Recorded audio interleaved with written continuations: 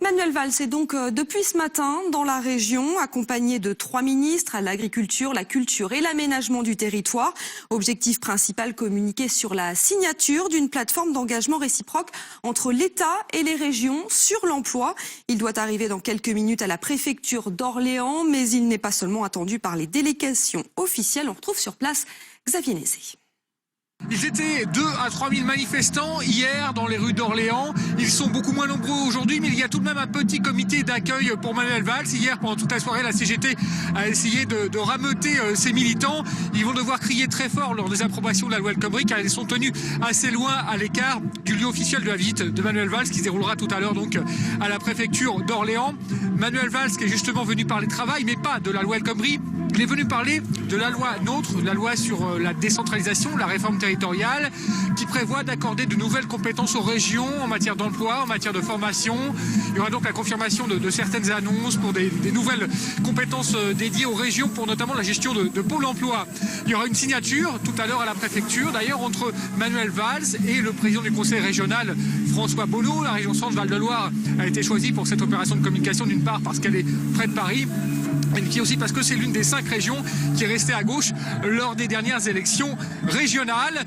Lors de ces élections régionales, justement, François Bonneau avait, dès le soir de son élection, manifesté sa désapprobation de la politique économique du gouvernement. Il avait réclamé un changement de cap. On saura donc tout à l'heure si ces nouvelles mesures le satisfont. Ce sera donc le temps politique de cette journée. Après, il y aura un temps économique, puisque Manuel Valls est attendu au centre de recherche de LVMH. Alors LVMH, c'est le groupe Bernard Arnault, c'est Christian Dior. C'est un temps économique, mais ce sera aussi malgré tout un temps politique, car il sera accueilli par le secrétaire général de LVMH, qui n'est autre Marc-Antoine Jamay.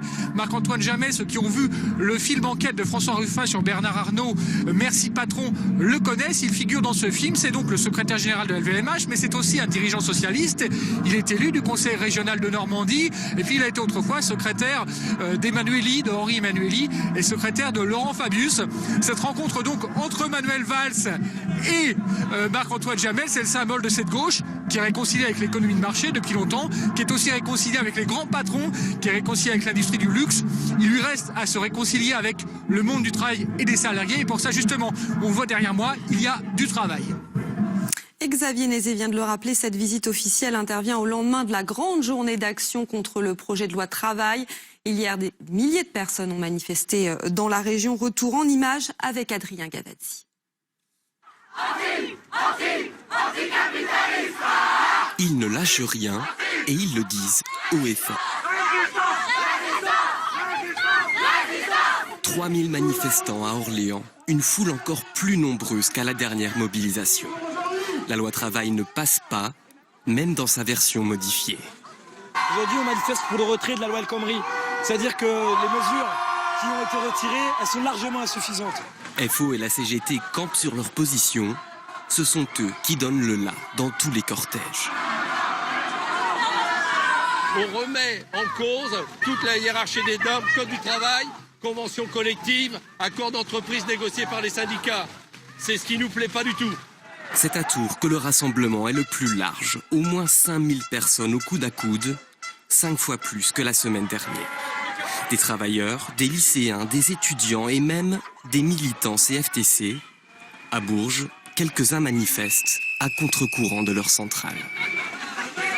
Nous sommes solidaires avec la CGT et avec FO pour défendre le droit de tous les salariés et on est vraiment contre cette loi et nous espérons que le gouvernement va faire demi-tour. Dans toutes les grandes villes de la région, c'est le même message.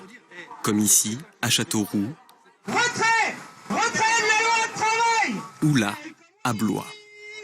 D'autres journées de mobilisation sont déjà prévues, le 5 avril pour les étudiants et le 9 avril pour l'ensemble de la population.